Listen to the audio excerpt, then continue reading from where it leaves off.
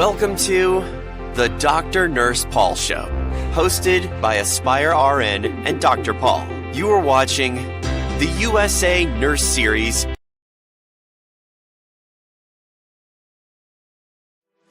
DrNursePaul is an NCLEX expert, having trained and mentored thousands of international nurses past the NCLEX RN for over a decade. He graduated with a Doctor of Nursing Practice in Texas Christian University. He is a registered nurse, an advanced practice registered nurse, and a certified family nurse practitioner.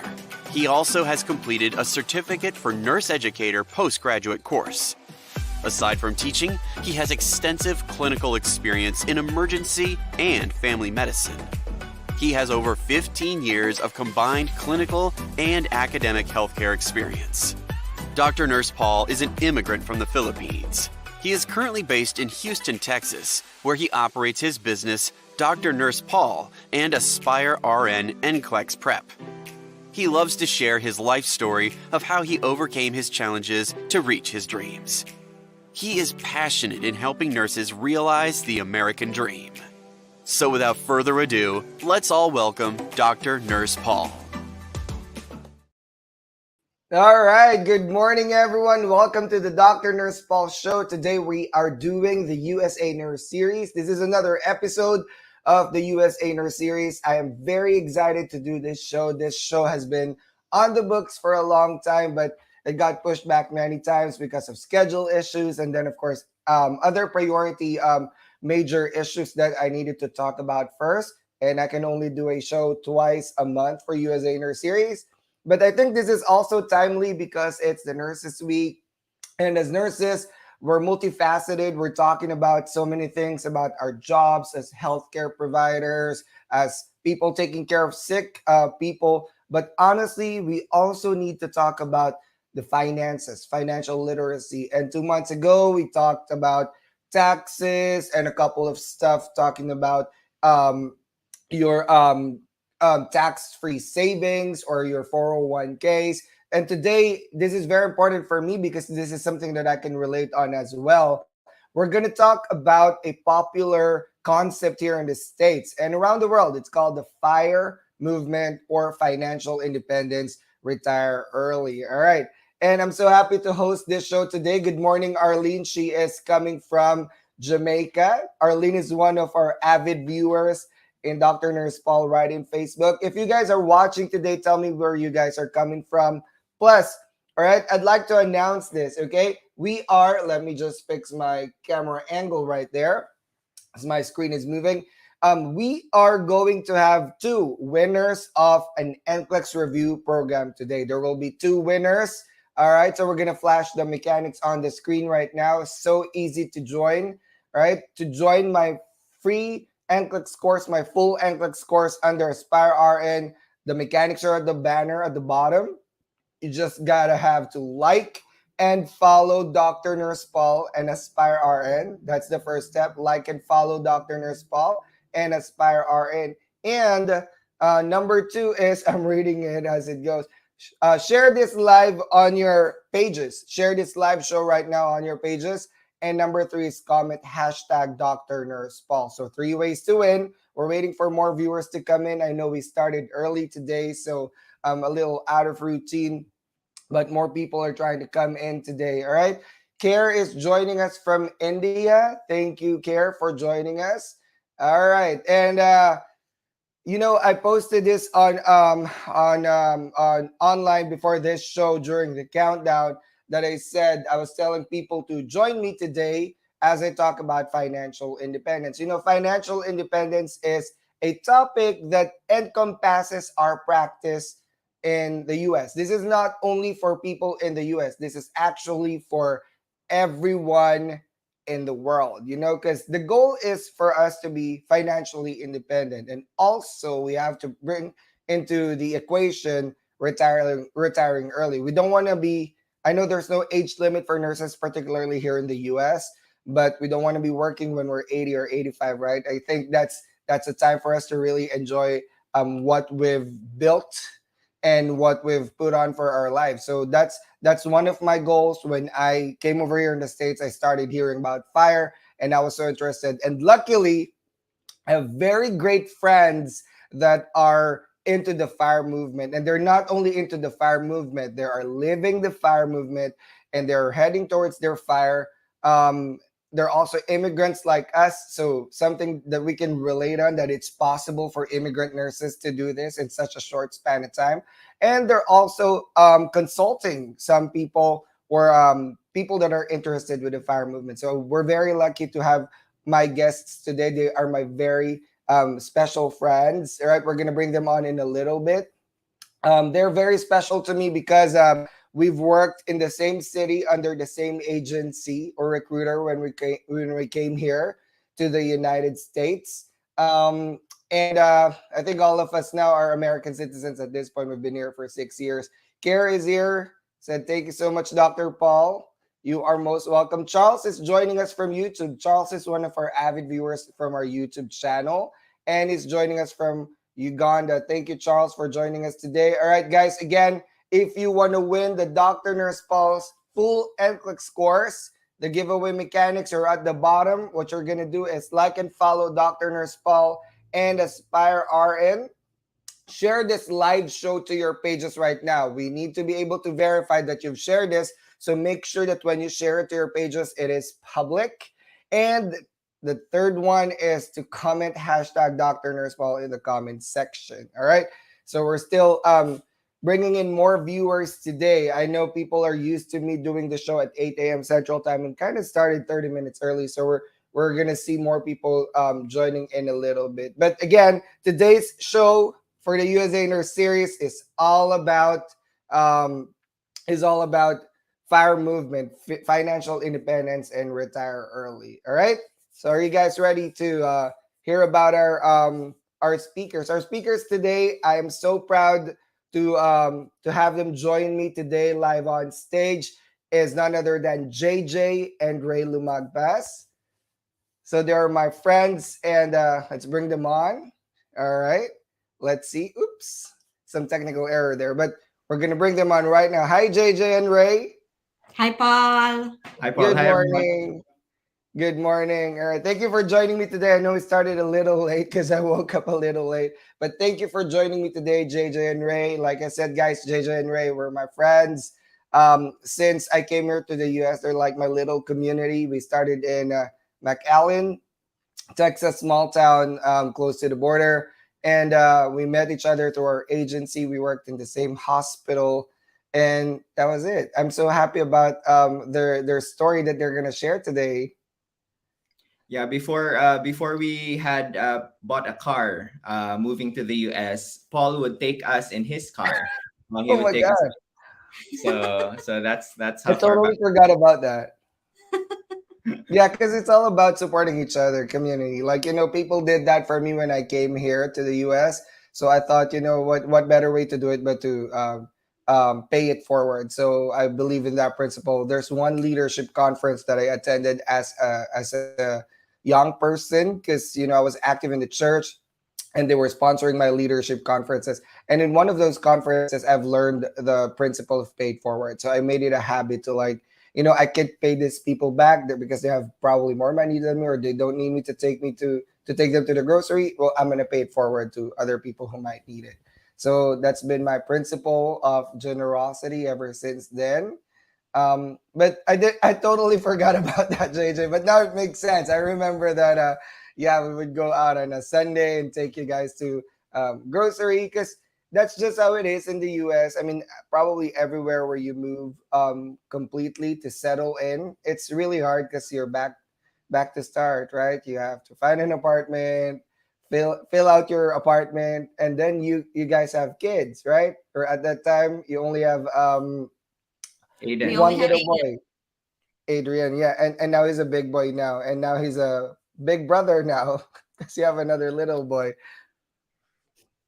Yeah, I'm sorry, I need my coffee. But yeah, now it makes sense. I totally forgot about that. But all right, let's start this show today by asking Rae and JJ about their immigrant stories. So I'm always excited to hear immigrant stories because I know it's maybe challenging or so, but we learn something from these people talking about their immigrant story. So let's hear from JJ and Rae. Yeah, so well, we came here in the US 2017, but the journey started before then. I know you can relate, Paul, because we more or less have Retrogression. the same story. Right, right. I had my NCLEX, my IELTS, finished everything back in 2007, applied and found an employer from here in McAllen, Texas in 2018, but then they withdrew after we have the same story, and then nothing happened after that. Only in 2016 when our recruiter got emailed me again that, hey, are you still interested to come here in America, because another hospital wants to sponsor a visa for you. And I was in Australia back then. Like, okay, I can try, it's the American dream. So 2017 we got here. I brought my husband JJ and my son Aiden. We only had $2,000 to to start everything here. Yeah, I remember we weren't even married yet when I came with you to the interviews for that hospital, right? For the agency. And then it was only, I think we had forgotten basically about that because it took so long. And then yeah, when the opportunity came, we were open to it, and we're thankful that we're finally here. Chris Paul. Um, Sorry, I'm right here. Yep. I had that struggle too, like years. You know that, Ray. I think we're in the same boat as far as waiting for retrogression and all that, right? And of course, also the money that you bring into the US when you're new is also not a lot of money, like myself. So I really need. I couldn't. I told myself, okay, the maximum that I could not work is probably a month, pushing it at 2 months, but I have to get that job. So I was very proactive too, because some delays, right? Because Yes. we don't come in here and start working day one. There's Yes. like background checks and social Social security. Security. Get your car. I remember I was like super worried, like I need to go to get to start working on Monday, or else Right, it's gonna be like a month after. Like we couldn't afford it. We only bought a bed mattress. We slept on the floor. right, right. I We think everybody. used our luggage as our dining table. Right, right. I think that happens to everyone. They thought it's glamorous to really go to the US, but if you think about it, with me, I have a condo back in the Philippines. I have to sell everything. When I came over here, I was given an option by our recruiter to either get an apartment or she found a Filipino family that are renting their house. With me, I was independent since I was 20, so I'm not used to living with someone, right? So it's a lot of effort for me. But then again, I thought about it. I was like, where am I gonna sleep? Right? Where am I gonna eat? I don't have anything. Like literally nothing. Like back at home, when we're at home, we have everything. At least we're comfortable going back home. But here, I feel like it was gonna make me so anxious. To be by myself. So my default decision was, you know what, I'm gonna try to just rent a room for now. It's not only gonna save me money, but it will also um, make my transition smoother as far as where can I sleep or I know like taking care of the because utilities too. You just don't come into the apartment. You have to you call the utility companies to put in electricity or something like that, right? So it's a lot Yeah, of work. we're in good hands with that family, with that couple. Yeah, the Complex. I of course I am always indebted with them. They're here in Houston, and always update them with my life story too. So they're like my what I call them, my parents here in the American U.S. parents. The American parents, and they were the ones who helped me at the beginning. So when you guys got here, when Cat is also here, like I started March, Cat July, and then you guys I think August, right? Or October. October. So it was like natural for me to do it because I was like, you know what, I need to support my community too, and we formed a little community because we would have gatherings every now and then. until Yeah, we left the valley. I'm sorry. that definitely helped. I feel like our transition to the US, it was really helped because there was a good, we found like a good community when we arrived. Mhm. And like you guys brought us in, and then other Filipino families as well. They connected with us, Yeah, and then it made it a lot easier for sure because it's a new place. We thought we'd be like in a bigger metro area, right. and like down here, it's a smaller city, and so I Tighter, think right? that's yeah, and I think that that's one of the positive things as well. Where if you find a sort of community early, then that really helps the transition. Right, agreed. And we've talked about this in my previous show that one of the things that you really want to do once you move to a new country, including US, is to start building your own community of friends, network, coworkers, but just a community because it does not only help during emergencies, you know that somebody knows about you or your family, but also it's a support. You know, we're human beings. We've already proven that during the pandemic people feel terrible about being, you know, a lockdown into the house. We know, we understand the health consequences, but on the emotional and psychosocial needs side, we are human beings and we have the need to connect with other people and interact with other human beings. So very important to form your own community that you could thrive in, grow with, you know, little social gatherings. Doesn't have to be big, but it could be just a nice little dinner that like what me and Jay would and Ray would do. Like JJ would cook and we would be there just eating and talking and laughing the whole night. We're not even talking about work. But that's, I think that really helps with adjusting to a new country. You know, like you guys were my community too. Like, you know, even until this very day, I know that you guys can, I can count on you, you guys can count on me, something like that, because we've built that community ever since we've And met. yeah, and one thing I noticed that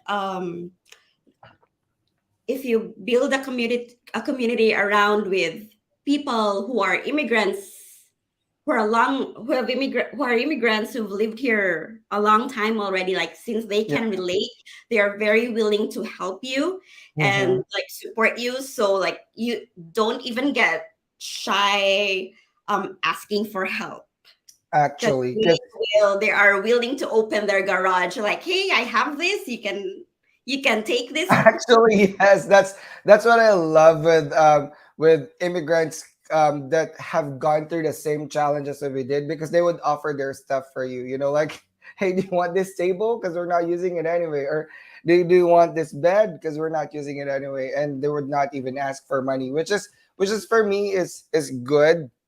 I've also had a great experience with not only my Filipino community, but at work. You know how our city is in McAllen is predominantly Hispanic, and Hispanics are naturally, I guess we're all from the same Spanish culture, right? We're community and family, and I guess that's deeply rooted to religion too. It's very important. So they made me feel like I was not out of place. They don't have to be reminded that I was new in the city. And not only that, I was new in the US in general. So there are many things that may not be evident to me or I do not know, and they would guide me through it. So I also formed a community at work that had since become my best friend that I know I could rely on, you know what I mean, in terms of psychosocial and emotional side, not only professionally, but very important to form your own community. And that's key, I guess, to like being settled in, because settling in is not only finding your physical home but also getting settled into the community, you know, like being ingrained and being part of the community per se. But Yeah, and don't be afraid to let your colleagues know that you're new here in the mhm, US, because they can help you. yeah, There are a lot of like Filipinos. If you're a Filipino, there's lots of Filipinos at work. If you came from India, there are lots of a Indians. I have lot, lots of Indian colleagues as well. And if you will just like so let them know diverse. you've just moved here in the valley, they are very willing to help Yeah. you. And since we're talking about money here, finances, they can help you with that, like starting here as Yeah, well. because we all know this, all right? And we have to let everybody know it is very expensive to start your life in the US, right? So expensive. Like I tell my nurses, the expenses are front loaded.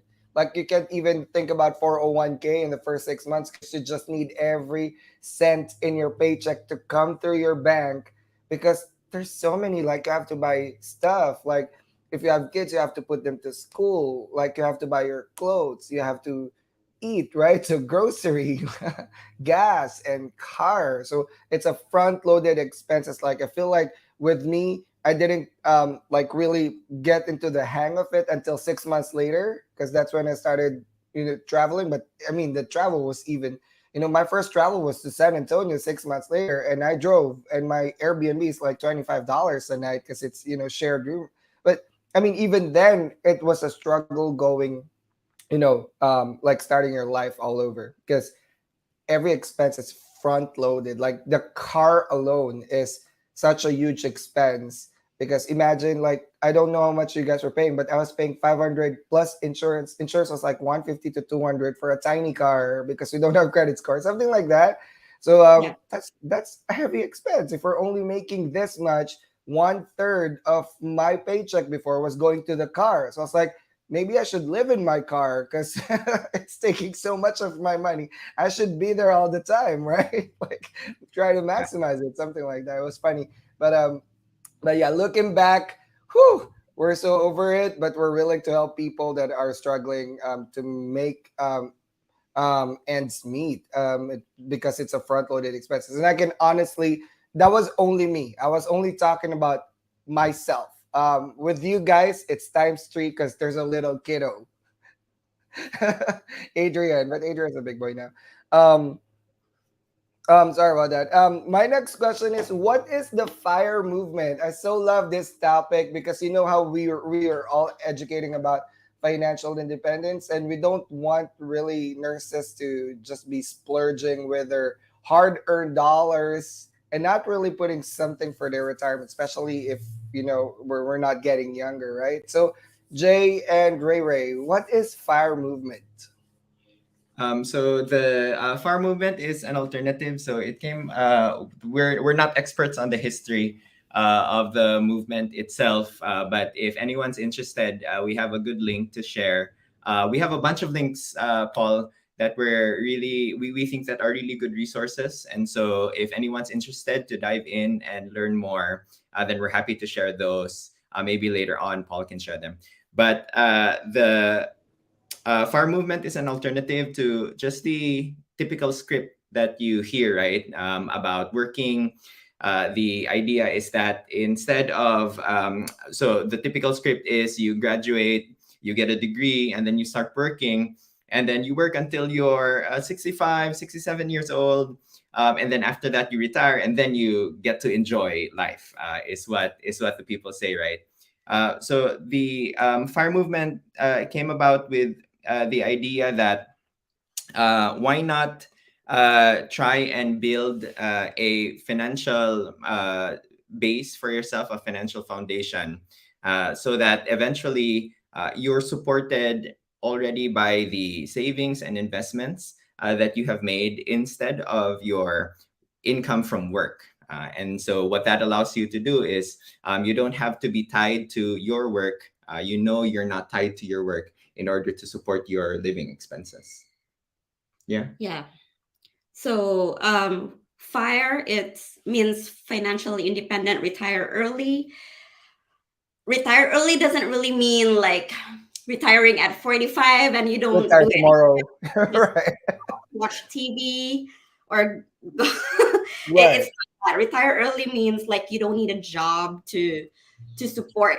You don't need like an active income to support your living expenses, to pay for your mortgage, your electricity, your car. Right. You already have enough. You have like, what's this? You Passive source of income. you have passive income Yeah. to do all of that. So you have control over what you want to do on your on your everyday. Right. Right. And for a lot of people, yeah, and we talk to people about this. And a common response is, "Oh, but I don't want to Retire retire. early. Like I love my job. I love doing what I'm doing." And that's totally valid. I think that work is an important part of who we are, even, right? It's part of our identity. And Yeah. then it gives meaning to our days, and it's productive, and we feel like we are engaging in the world around us through our work, and we're exercising our gifts. So work is very important, and I think that we came into it not thinking that it's something that we want to get rid of work forever, right? But it just gives, I think that getting to financial independence just gives you a more choice, right? To choose how much to work, what kind of work that you do, When to work. when to work. Right, right. And so, Very important things. Because people right, don't appreciate the importance of work-life balance. You know, like as nurses, I think we were subjected to like this thought where the more I work, the more money I get. That is the truth. But at what expense? At the expense of your own mental health, at the expense of your own kids growing without really experiencing being parented. And I think that's where the world is lacking now, parenting, you know, because the first institution or school is the family, something like that, because we're all busy working, we're all busy making ends meet and struggling. But really very timely and important for us to talk about financial independence. yeah, for sure. And so the whole idea is that what can you do so that you can get to a point where you have enough savings and investments to really cover your expenses. And the three things that you Before 65. You're right, before 65. Not and like, right, yeah, and I guess that's the like retire early part where you don't have to wait until you get to that point. There you still have lots of like active life left, right? Because like maybe in 65 you're already feeling the effects of aging, and maybe you're not as active as you could have been, let's say in right, your 40s or 50s even. And so yeah, so that's the idea. And then I think the fire movement, the how what the uh, Appeal. yeah, I guess that's part of it as well. That's the appeal. Is yeah, just more options, being able to make decisions that's not necessarily tied to if I choose this way, am I going to be able to provide for still provide for my family if I do that, right? And so we all know that sometimes we make sacrifices where we have to do this thing because we have to earn an income, because people are depending on us for this right, income, and that's very important as well. But we just, I think, are very attracted to the idea that what if we can choose what we do regardless of whether or not it earns us an income, right, and just because of like it's something that we feel like our gifts are well suited to do that, or it gives us joy when we do it. Whatever it is, if it's work, if it's spending time with family, if it's going on trips, and just that idea of doing that. So I think that that's where the appeal of it, when we learned right. about it, that's where the appeal of it came. Right. For me, I look at it this way. Like, say for example, before if I could make $2,000 in 72 hours of work, which is 2 weeks of 36 hours, I'd be up front. That's what I was making, right? Right. Because we're not really getting paid a lot back in our old job. But I mean, hey, it's more money than I've ever seen back in the Philippines. Well, I probably earned that in the Philippines already. But I mean, as a nurse, that's more money that I've ever seen as a nurse, clinical nurse in the hospital. So, with my perspective when I was new, hey, I'm earning so much money that I've ever seen in my life as in my career as a nurse. But then again, you came into the reality. You're introduced to the reality that you're like, okay, now house, this money is not enough to buy a house that I want, right? Um, Now school, right? Now I have to decrease my time from work so I can attend school. How do I balance that? Something like that. So if I can make 2,072 hours, my next goal would be to make that in 36 and then make the same money in 12 hours, something like that. So that's, I think, for me is financial independence as well. My perspective is earning same amount of money or more, but with less time, so I can have more time for my families, for my hobbies, for my interests. But then again, it's not an easy concept because you have to start learning about key principles of finances, probably like budgeting, because this is where everyone has a problem, right? I had a problem when I was 25. I burnt my credit card back in the Philippines, and I was so deep in debt that at 26, I said to myself, if I don't stop this, I'm gonna end up like my parents, where there's so many debts, right? That they spent almost all of their lives just paying debts, right? Yeah. And that's what I was trying to clear. I was trying to pay off my parents' mortgage, but everything else loans. But I was also collecting loans myself from credit cards because as a 25-year-old, you're given a in the Philippines, if you're given a how much was that $10,000 credit limit, right? Well, I went to Singapore and Hong Kong and Thailand and started burning that credit card because I thought it was my money. It wasn't my money. Now the bank is like, "Hey, you've reached the limit. Well, are you? Do you have plans to pay this?" Something like that. So that made me realize, okay, I can't do this forever. I'm 25 already, right? I'm 5 years into my career. I can't do that. So that's my turning point where okay, I'm gonna start paying down debts.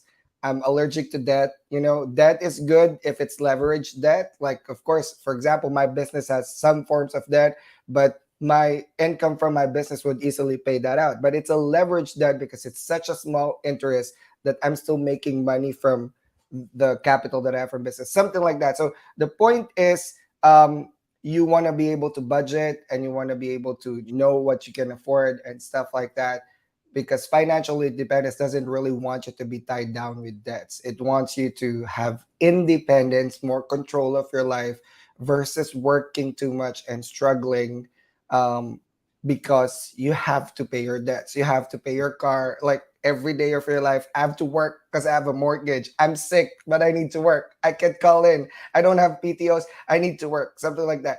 That is one reason why I didn't go to California because yes, the for me the income was good, but I don't want to be tied down with a $1 million 30-year debt. That thing alone scares me because I've seen it with my parents. I was like, you know what? I'll stay in Houston, buy this house. This house is appreciating. At least it's something that I can afford. Like, you know, if I lose my job, knock on the wood, within 6 months, I have emergency fund and I can pay the house for 6 months until I can get myself back up.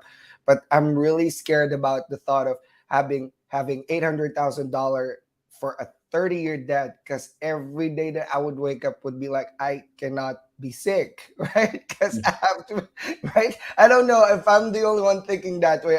Because I've seen my parents struggled with debt all their lives. I feel bad for my parents. They were trying to survive a family of seven, 5 kids, right? And my mom wants us to all go in private school, but we could not really afford it. I could not understand my mom back then, but she was probably just meaning well for us and it did pay out for me. But I mean, they were struggling with that and it was really, it took a toll in our family. My dad, my mom always fighting.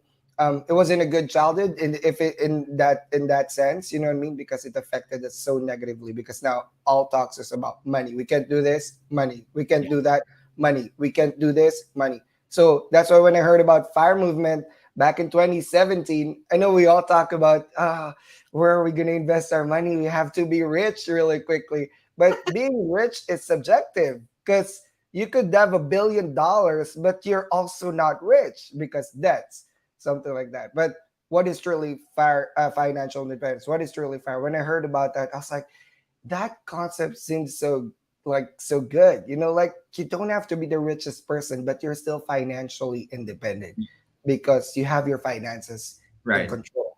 Right? Yeah, and I That's think something we can that's control. We cannot control what happens tomorrow, but we can control our financial decisions, right? You don't have to be in debt for a $2 million house when you don't have a plan to pay that off in 10 or 15 years, right?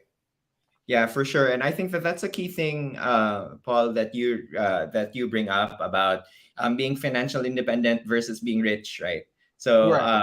the a lot of people think that we look at people who we perceive to be rich on Right. Instagram, all the celebrities, and we say that's out of reach for me, right? That's not going to be me. Like we don't see ourselves in that place. But financial independence means just choosing a certain level of living.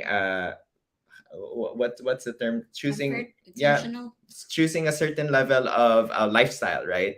Correct. Correct. And limiting yourself to that, saying that I'm happy living at this level. I don't need like the Lamborghini, or I don't need the Exactly. like the private jet to be happy, It's really. liability, bro. Like maintenance. You have to Yeah. hire people.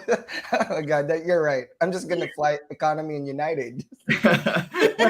um, but and there's that idea in the fire movement where if you can keep your expenses low, you lower your expenses, and you raise your income, that allows you that margin to Yeah. invest, right? Right. And so that's I think that's the whole thing about, like, if you want to sum up like sort of the methodology behind the fire movement, Right. it's really lower your expenses, raise your income, and invest the difference. Right. So we don't have to be working through 65. And you Yeah. know what made me like what made fire movement very appealing to me was um we've all seen this. We have coworkers that are there that are already struggling physically and probably always grumpy at work because they shouldn't be at work. They should be enjoying their lives with their families. Let's put it this way. I'm not being ageist here. Please don't misquote me. But as a nurse, I'm an ER nurse. Our jobs are, I don't know how with other, I could not speak for other department, but ER is kind of brutal in the sense that that's why the turnover is so quick. Before we have an average um, experienced nurse for at least 5 years. Now it's like down to two. The turnover is so quick because it breaks people, not only physically, but also emotionally, psychosocially, because ER is everything. Like every bad thing that you can see in the hospital, people dying all the time, psychological issues. You feel terrible for these people that have been not seeking help for years, but you can't do anything anymore because it's such a chronic issue, something like that. Or it's just terrible. For you to be working at 70 years old, running around chasing patients or getting blasted with four patients at the same time, and these guidelines keep pushing you like you're a robot because you're timed to do something. It's terrible for people like this, and I can honestly understand on their side. They're frustrated, right?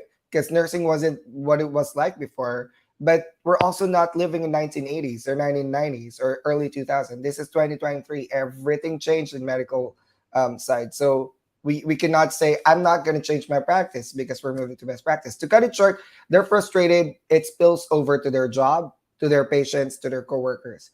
I told myself, whenever I see these people, I say, I don't want to be this nurse, right? I don't want to be this nurse where I show up to my patient, and I'm not trying to throw under anyone under the bus. I'm not even mentioning names, but there are those coworkers. They're not terrible nurses. They're practicing safely, but in the emotional side, imagine going into the room and you're already fighting with a patient. I don't want to be that nurse. And sometimes we get to that point where we're frustrated with patients, but because we're tired, we keep working, something like that.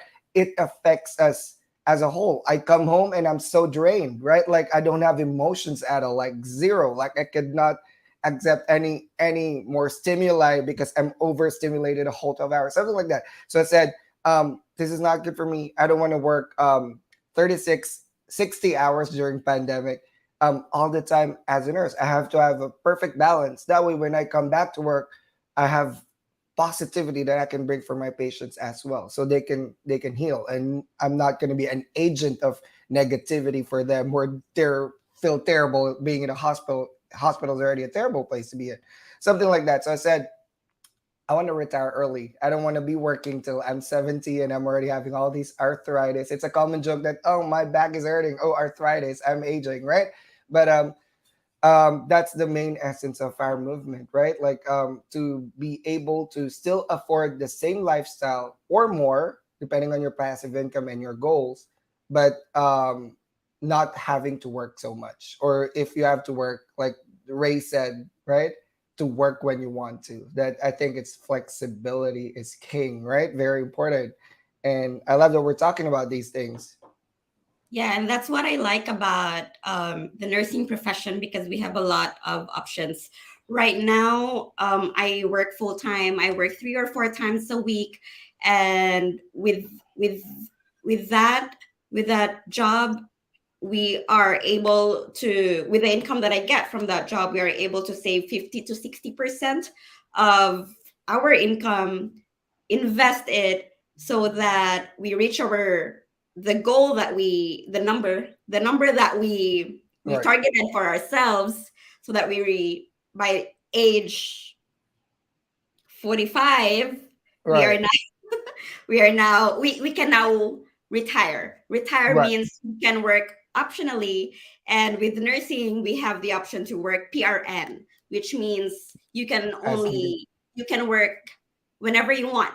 You can Right. work part-time if you want to work just once or twice a week, or you can work seasonally, where you just work 6 months in a year, and 6 months you can do whatever you want. You can go to where Portuguese or in the Philippines. Yes.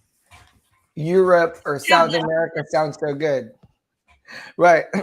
But yes. So JJ and Ray, in your experience being able to like work with people trying to set their goals for fire and trying to take the journey for fire, and having been in this journey with being in fire movement, what do you think is how much would I need? For example, me or our audience right now, how much would we need to get to retirement? Is there like a formula? Is there like something that we need to think about? I think Yeah. we've already talked a little about some of those stuff, but walk us through how much we need for retirement.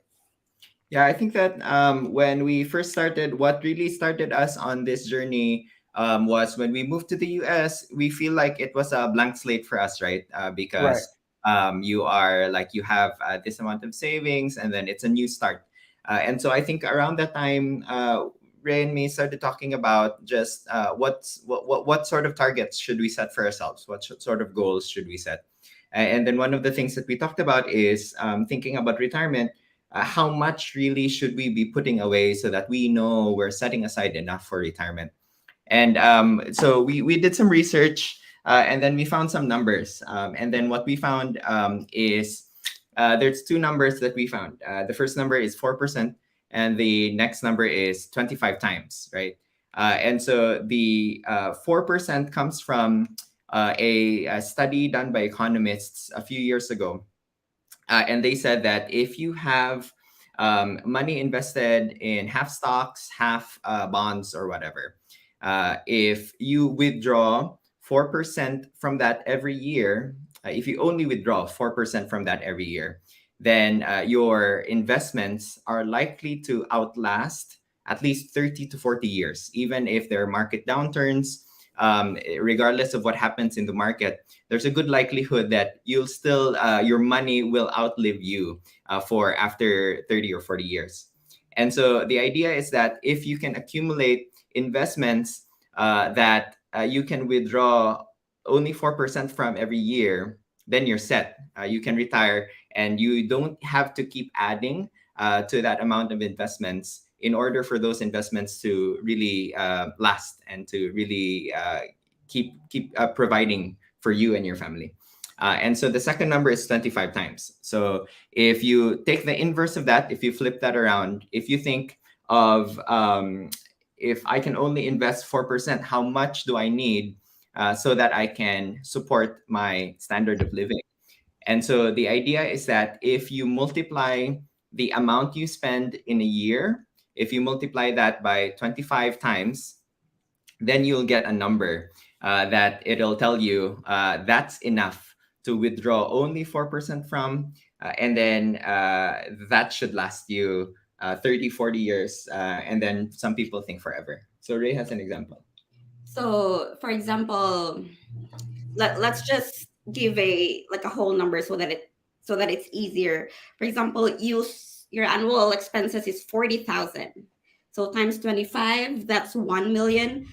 If you have 1 million, you can already retire. You just need to um withdraw for 4% of that, and you will not run out for 30 years. Some say indefinitely. Yeah. And so there's some discussion on the details of that, on whether it's, is it like 4%, is it 3%, is it 30 times your annual amount? But and there are lots of online calculators as well, that help you figure out that number for yourself. You can input the amount of money you already have saved. You can input your income and the amount of the percentage that you're able to set aside for savings and for investments, and then it'll give you that number, how much that is. And so it sounds a lot. Like, I think that when we hear like the M word, right? Number. We hear Yeah. 1 million. It sounds Right. like it's a lot of money, but really, I think the key thing is that we neglect the sometimes we don't really see the value in compound interest, and how money increases over time. And so you don't really need a lot of money if you have a lot of time, right? So if Right. you have a long time window, then you don't really need to be setting aside a lot every month. But the opposite of that is that if you want to shorten the amount of time that you're waiting to get to your goal, then you can also increase the amount you're saving. So one of the charts that we really like.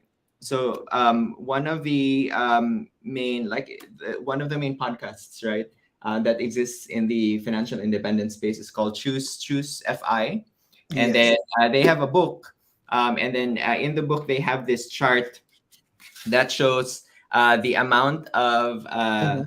the savings rate that you'll need, and then the number of years until you can reach financial independence. And it says Nice. Nice. what your target goal is.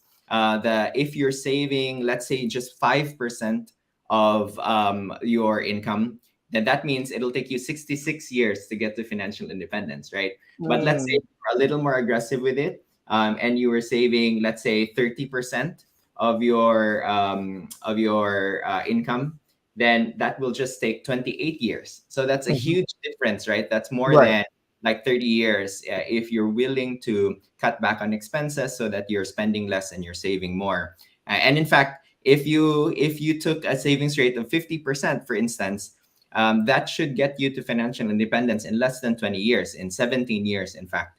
And so the idea of FIRE is that if you have that number, and you're willing uh, to suspend, to delay some of the nice things that you would like right now, and instead put that into savings, you are giving your future self something that they can enjoy, right?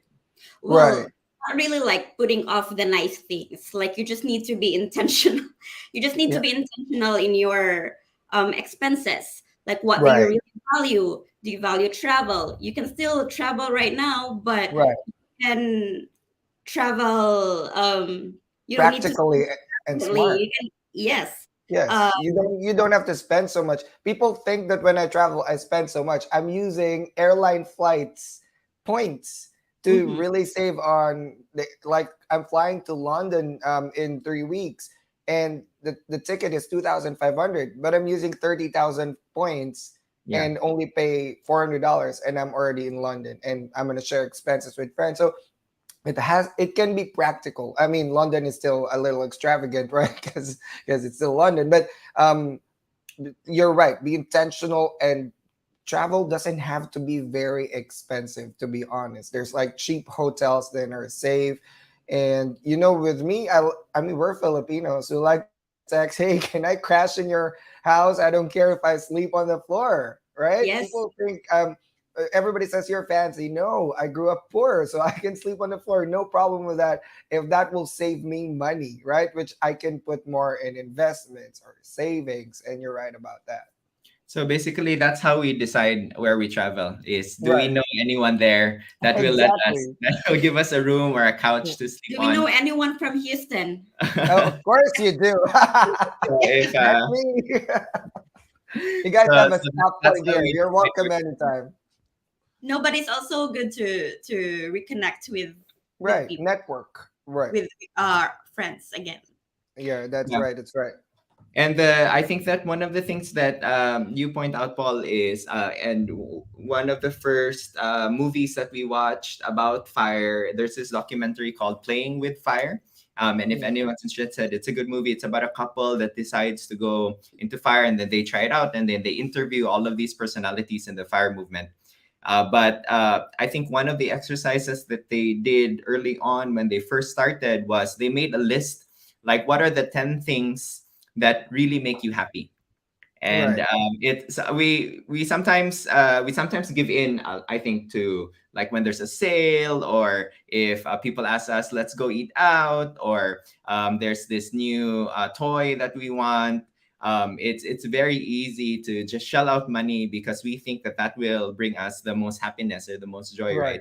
But this couple sat down, and then they wrote down a list, and then they found out that the things that brought them the most happiness really didn't cost very much, right? So Right. maybe it was like spending time with just their family at the beach, or and that doesn't cost very much. You just bring a like a picnic blanket and an umbrella, and then you're set, right? Or maybe it's like enjoying a nice glass of wine.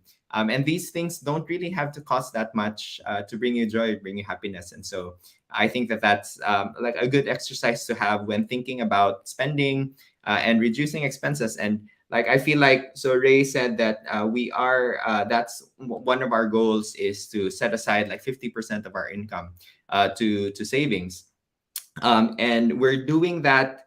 And we're trying to do it, and it's a balance, right? You can do it and you can take it too far and you feel like you're depriving yourself. Right. But I think that we are trying to find that balance as well, where that's something that we are like always working on. And for the most part we feel like we're at a place where we can say in general that we have everything that we need and want, like, and even more, Right. even if we are saving a lot. And I think that really comes down to just deciding what are the things that are the most important. And then for the things that we don't feel like they're the most important, we don't spend. So for instance, Right. we hardly ever eat out. So I have a conversation with a friend sometimes, and he talks about all these places. Oh, there's this new cafe or there's this new restaurant. And then I just shake my head and I say, we really never go out to eat. Right. And so I don't know. I haven't been to that place. I haven't seen that cafe because I make coffee at home. I'm happy with the coffee that I make at home, right? Or I cook. And I'm happy with the food that we have here at home. And then on the other hand, we intentionally put aside some money for travel, because that's the thing. That's one of the thing that really that we enjoy. We like adventure. We like going to new places. We like being outdoors. And then when we go travel, um, we and Ray's our CFO of the family, right? She really handles all the details when it comes to the money. But Ray really ensures that we can go travel, and we can say yes to things when we travel, right? Right. If we have to eat out at this restaurant, yes, we can do that because we have money set aside for that. If we want to see this attraction or take the kids to this museum that they might enjoy, we can say yes to that because we've set aside money for that. So it's really all about like just choosing where to spend and be intentional about it. Right. So I think that's very important. Income aside, we also have to talk about being intentional with our expenses. And I think everybody can relate to it, because not until we hear that thing do we realize that, hey, we're probably are spending too much money. Like I have this moment every year where I sit down and look back in the year. Of course, I'm doing my expensing for personal and business and see where my money went, right? And is that money something that added value to me financially, but also um, in the psychosocial element of things?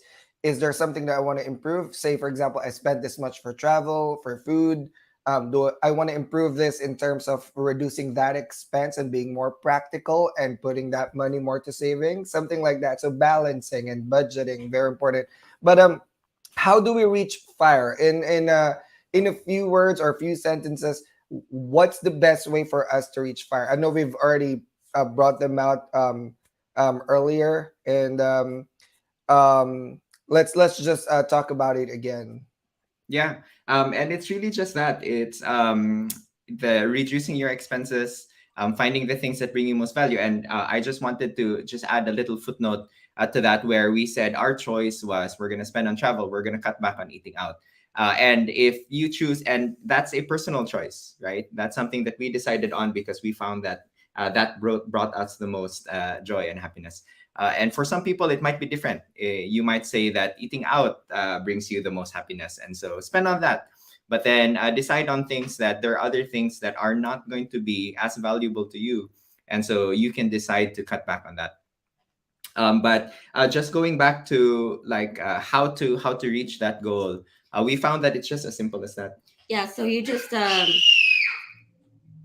Kids in the background. like set a number for yourself, and then plan on how much you're gonna save depending on the year that you wanna retire. So set that amount, and for you to be able to reach that, you you increase your number one, you increase your income, you earn as much as you can. As a nurse, you have a lot of options. You can be a seasonal nurse, you can do travel nursing, and to increase your income, you can hop jobs, they say, not stay in one job for a long time. Right. Yeah. So number two, you decrease your expenses, spend as little as you can, and the you decrease your expenses. Kids. You It's all right. Your excuse. expenses, but we focus on the major three expenses, Right. which is your transportation. Ever since we got here in the US, we only have one car. Maintenance and registration is expensive, so we only have one car. JG only works at home, Right. um, so he gets to keep the car. He drives me to work, picks me up from work, and that works for us. Right. Um, Because car is the liability. it is Like I said, it was insurance is eating. very expensive. Oh God. And everything has to be insured here. It's a state That's law why that you have to pay yeah, insurance. Right. uh-huh, and it's increasing right now. Yes. We are about to renew our insurance next month, and Mine it's a lot. too. Because of inflation. Like the insurances are also increasing. I was like, oh my God, this is just adding more expenses, to I hope I hope our salaries are also increasing in the nursing side along with these expenses. Because eggs are like $5 to $7 per tray, used to be $2 or $3, right? So Yeah, it's and insane. so that's the second biggest expense here in the US. It's the food. Food, So yeah. what we do with food, we don't eat out. Mm-hmm. We don't eat out a lot. We just meal plan, stick Right. to our grocery budget. We I have free meal tickets from the hospital. Right. Win from their activities. Um, yeah, we stick to our budget, and we don't eat out a lot. And the third biggest expense that you can optimize is your home. Before we only when we after we rented for in an apartment for 3 years, we bought, and this is the biggest help that we have. We bought a fourplex where we lived in one unit, and that's Oh called my house. God. We lived in Yes. one of those units for and the mortgage and the rental payments that we get from our tenants, that's the one paying the mortgage. So we didn't pay any rent at all, Right. or we didn't even pay mortgage. So Right. that helped a lot in saving. Finally, after a year, we moved from our fourplex. We moved in our own simple 3-bed 2-bath house. It's Right. enough for us. And our mortgage is like really low. So our mortgage is not like thousands, it's below Right. 1,000. Uh, Woo! Let me go back to the valley and start buying property. so yeah, so those are the three biggest expense that we were able to optimize, and that helped with increasing the gap between our income and our expenses. And what did we do with that gap? We invested it. and Right. that helped increase our savings rate. 50 to 60% we will be able to reach our hopefully we will be able to reach our goal on our target year. Right. That's very important. So I think you've coined the right word when you said optimizing expenses, because we all think, okay, I need to cut down, but cutting down is such a loose term, because if you cut down too much, then what about your standard expenses, like now inflation, right? Grocery costs up, gas costs up, everything that you I'm glad that they're still not charging us for the air that we're breathing. They might start thinking about it too and tax us for the air. But the point is, optimizing means making it very practical, smart, and in line with your financial goals. And guys, when you plan for your careers, for your families, the same is true with your finances. I think this was not taught in school, but financial planning is very important, and I'm a huge advocate of that. Opened up a whole group for American nurses here in the States to just open up the floor to questions and probably people jumping in, crowdsourcing ideas. But financial independence is key, especially as nurses. We're banking on our physical abilities to take care of patients. That physical ability will not hold for a long time. Like, I mean, you can see our nurses having back pain in 40 or 50 years old because of all the wear and tear, right? The body has wear and tear stuff too. So, but thank you for sharing this, JJ and Ray. I know the kids, Ari and Adrian, already needs their parents to be with them right now, and it's the weekend. Thank you so much. But what are your advices for our nurses? And in a few words, to sum up everything that we talked about, what are your advice to our nurses wanting to start their fire journey? I think that if you take anything away from this call, it's that it's important to find out what the retirement number is, regardless of what age you plan to retire. It's very important to know that even if you plan to work until you're 65, and that's a great choice as well, but it's important to have that knowledge of how much money you might need to support yourself after retirement, and to be have that number in mind, and to be setting a goal, to be setting aside money enough so that when you reach that point, you have that money. But when it comes to fire, what are some practical ways that nurses can take away? Well, just for me as a nurse here in the US, we have a lot of opportunities that others don't have, that other professions don't have.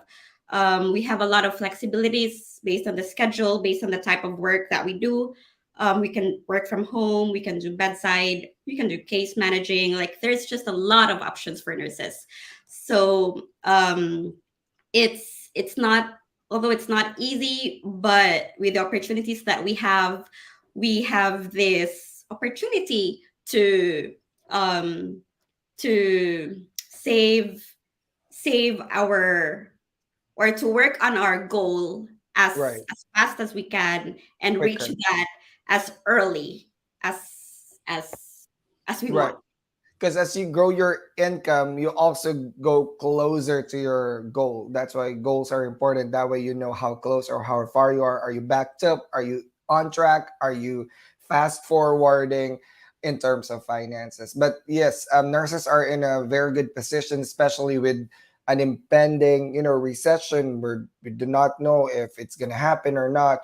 But I think being a nurse is, such an economic proof job where there will be sick people. So government will still have to spend for healthcare regardless. Education and healthcare are going to be there no matter what happens, right? But thank you, Ray and JJ. I'd like to invite you again in the future for more talks about fire, because this is just like an introduction. There's so much little things here and there that we want to be talking about as well. um and that's a very important concept. I'm all for financial literacy for nurses. It's one of my advocacies. And the good thing with fire is it is not only appropriate for us here in the US. It is appropriate everywhere, even to our folks in the Philippines, but even to my viewers in Europe or African region or Southern American region. But this is a very important talk Um, but thank you so much for sharing your stories. How do we contact you? Like, I know you guys have set up a consulting services for fire, and very important that um, um, we get connected with people who know this journey. But how do we I, get a hold of you? we have an Instagram account, our family to fi. Yes. I'm not only a nurse, I'm also a money coach. Um, Yay. Love if you it. need, it's my passion, money. So if you need Right. is if you need help with planning or being intentional with your finances, I can help you. Reach out to me at our family to fi in Instagram, and we also have a Facebook page. It's the same title, our family to fi. Yeah. So guys, please follow them on social media at our family to fi at our family to fi in Facebook and Instagram to get a hold of Ray and JJ so they can sit down with you and talk about fire movement and financial independence. And that's very important that you that we're talking about money because at the end of the day, you know, money controls our lives in a way that many people won't acknowledge. You know what I mean? While happiness is very subjective, but uh, like I said, in my own journey, seeing my parents, I don't want them to struggle with that anymore. That's why I'm working hard not only for myself, but I bought my mom a house so she can live the life that she ever deserved because she worked hard for us. You know, she put herself in a situation where she'd rather be in debt to just give us a life that we can get past what they struggled with. You know what I mean? And I'm Yeah, I always agree. indebted with that. And It's it's very not a important. perfect childhood, yeah, but money affects our lives either positively or negatively. It's up to you how you want to put it, right? It's not a money is not the goal. It's very important to take note of that. It's not the goal. It's not the It's end goal. Yeah, just the tool. it It's is a just tool to get you there. Right.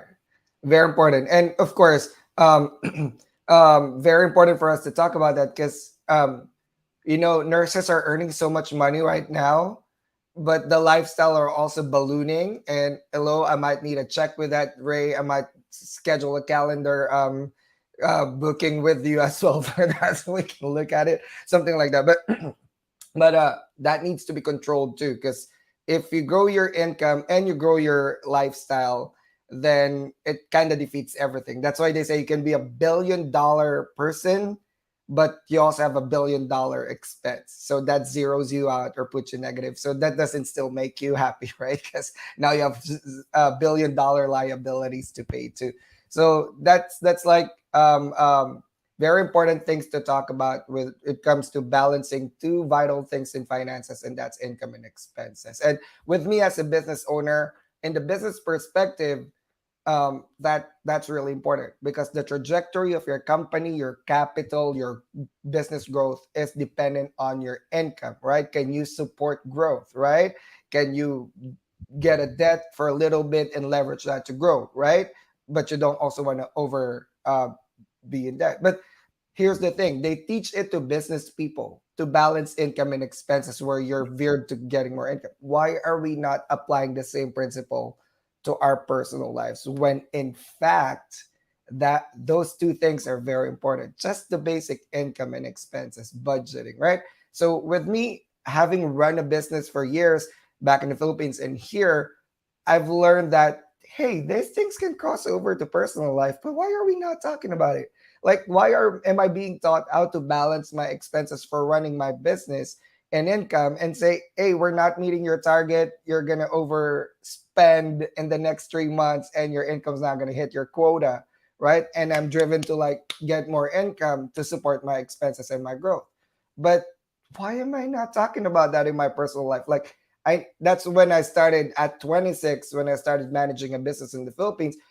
I realized, hold on, I'm over leveraged in my personal life. Like I'm so good with balancing my finances in the business, but my personal life is something else. I can't do that, right? So having run businesses here and there, I've learned that very important to look at the finances. Very important. People don't like to look at numbers. And let me tell you, I've got friends and I'd say, let's start with looking at your money, right? They don't want to look at it because they don't want to see debts. But hey, it's not going away. You're just putting it in back door. You open the door, it's still there. Might Yeah. be growing for all you know. So the best time to do it is today. Yeah, Yeah. and if I can add one more thing, money is Yeah. very emotional for people, right? It Yes. it sometimes elicits like fear, or intimidation, or Anxiety, worry, regret. depression. So it's really very emotional. But I think that money skills is just like any other skills, right? Right. And You I can think learn that it. that's another thing that you touched on, Paul, where we weren't taught that we weren't taught these skills. But I think there's always an opportunity to learn. And then, as with any skill, you're going to start off, and it's going to be hard. It's going to be like your habits Harder. are going to hold you back, maybe, Yeah. Right. and it's going to be hard. But just like any skill, the more you do it, the better you get at it, right? Right. And the better you get at something, the more you enjoy it. So Ray says that like this is her passion, like money. That's because she's really good at it, but that's Right. because she's been doing it for a long time, like for Right. herself, and then now for the people that she works with and she helps. And so yeah, I think that that's one encouragement that I might give, is that money skills, they don't appear instantly, right? They take time to build. And you should do something little every day, and then you celebrate little successes along the way. Sounds good. Thank you so much, Ray and JJ. We've extended so much beyond our time, but thank you for your valuable time. And I hope we can sit in again and do a show. I probably would drive down to the valley to record something so we can talk about it more. But thank you, guys. Please follow them, our family, to FI or FI in Facebook and Instagram. Sit down with Jay and Ray to talk about finances, concepts about building financial goals and all that. Thank you so much, Jay and Thank you for JJ and Ray. Ray. I'm having us, sorry. Paul. I know. I'm Finally. sorry, but I'm a little pressured because the show is about to start in a few minutes. But thank you, guys. By the way, for our draw for today, I don't have much time to announce the winners, but we will post it today. The winners for the NCLEX courses. Please watch out in my social media channels. And I have to jump out because there's the Siena organization launch is happening in 5 minutes, so I gotta be there. I gotta be present there. But we've extended so much because it's my fault. I was late. But thank you, JJ and Ray. I know Adrian and Ari are getting a little fuzzy. They need their parents. But thank you so much for your time. I really appreciate you guys ever since we've met back in 2017, right? Still good friends. But come over in Houston. You guys are welcome here. Thanks, Paul. Thank All you. right. Thank you, guys. You have a great day. And again, we have another virtual job fair on Wednesday. Please check my social media pages for my calendar and another Nurses Month special next Saturday. Thank you, guys, for watching the Dr. Nurse Paul Show. We'll see you in the future shows. Bye. You have just watched the Dr. Nurse Paul Show. Watch us live every Saturday, 8 a.m. Central U.S. Time. For more info about our future events, follow us on our social media channels. You can find us at Dr. Nurse Paul on Facebook, Instagram, TikTok, and YouTube. See you next week.